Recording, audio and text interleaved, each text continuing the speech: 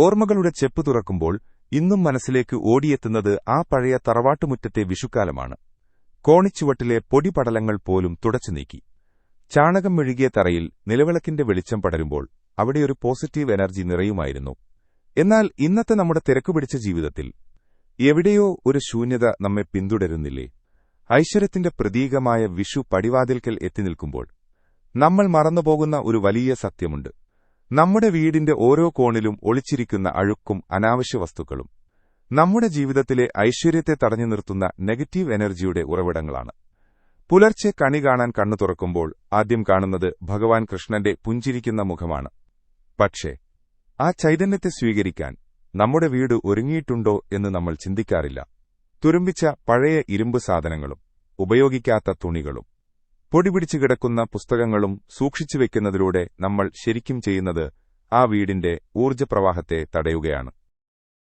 പഴമക്കാർ പറയും പോലെ ലക്ഷ്മീദേവി പടി കടന്നുവരണമെങ്കിൽ വീട് ഒരു കണ്ണാടി പോലെ തിളങ്ങണം. ഇരുട്ടും അഴുക്കും നിറഞ്ഞ കോണുകളിൽ ദാരിദ്ര്യത്തിന്റെ നിഴലുകൾ മാത്രമേ വസിക്കൂ.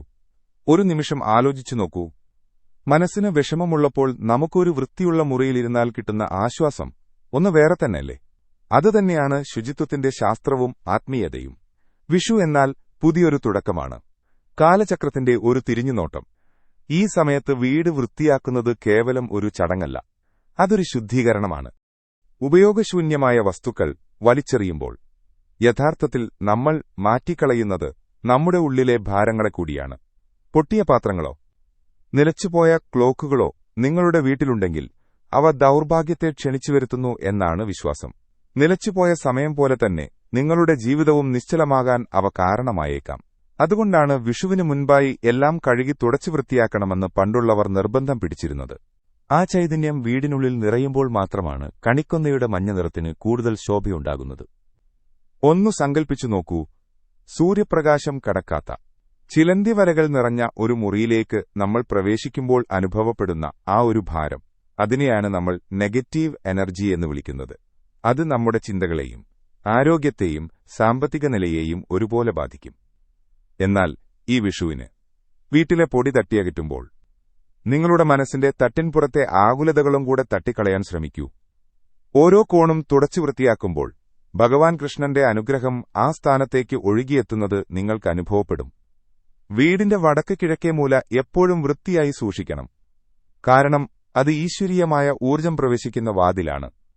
അവിടെ മാലിന്യങ്ങൾ കുന്നുകൂടുന്നത് നിങ്ങളുടെ ഐശ്വര്യത്തിന്റെ വഴിയടക്കുന്നതിന് തുല്യമാണ്. സന്തോഷമുള്ള മനസ്സിനെ ഭഗവാനെ ആത്മാർത്ഥമായി പ്രാർത്ഥിക്കാനും അനുഗ്രഹം സന്തോഷത്തോടെ സ്വീകരിക്കാനും കഴിയൂ. ഈ വിഷുക്കാലം വെറും ആഘോഷങ്ങളിൽ മാത്രം ഒതുക്കേണ്ടതല്ല. ഇത് നമ്മുടെ ജീവിതത്തെ തിരിച്ചെടുക്കാനുള്ള സമയമാണ്. വീടിനുള്ളിൽ കെട്ടിക്കിടക്കുന്ന നെഗറ്റിവിറ്റിയെ പുറന്തള്ളുമ്പോൾ പകരം അവിടെ സ്നേഹവും സമാധാനവും നിറയും. കണിവയ്ക്കുമ്പോൾ ആ വാൽക്കണ്ണാടിയിൽ തെളിയുന്നത് നിങ്ങളുടെ മുഖം മാത്രമല്ല, നിങ്ങളുടെ വീടിന്റെയും മനസ്സിന്റെയും ആത്മാവ് കൂടിയാവണം. വിഷു പുലരിയിൽ കണി കാണാൻ എഴുന്നേൽക്കുമ്പോൾ ആ വിളക്കിന്റെ വെളിച്ചം വീടിന്റെ എല്ലാ ഇരുളടഞ്ഞ കോണുകളിലും എത്തുന്ന രീതിയിൽ നിങ്ങളുടെ വീടൊരുങ്ങട്ടെ. അഴുക്കുകൾ നീക്കി സുഗന്ധം നിറച്ച് പ്രാർത്ഥനയോടെ കാത്തിരുന്നാൽ ആ പുഞ്ചിരിക്കുന്ന കൃഷ്ണൻ നിങ്ങളുടെ വീട്ടിൽ സ്ഥിരതാമസമാക്കും. മറക്കരുത്, ഐശ്വര്യം വരുന്നത് പുറത്തുനിന്നല്ല, നമ്മുടെ വീടിനുള്ളിലെ തെളിമയിൽ നിന്നാണ്. ഈ വിഷു നമ്മുടെ വീടിനെയും മനസ്സിനെയും ഒരുപോലെ ശുദ്ധീകരിക്കട്ടെ. എല്ലാ അർത്ഥത്തിലും ഐശ്വര്യം നിറയുന്ന ഒരു വിഷുക്കാലം നിങ്ങൾക്കേവർക്കുമുണ്ടാകട്ടെ.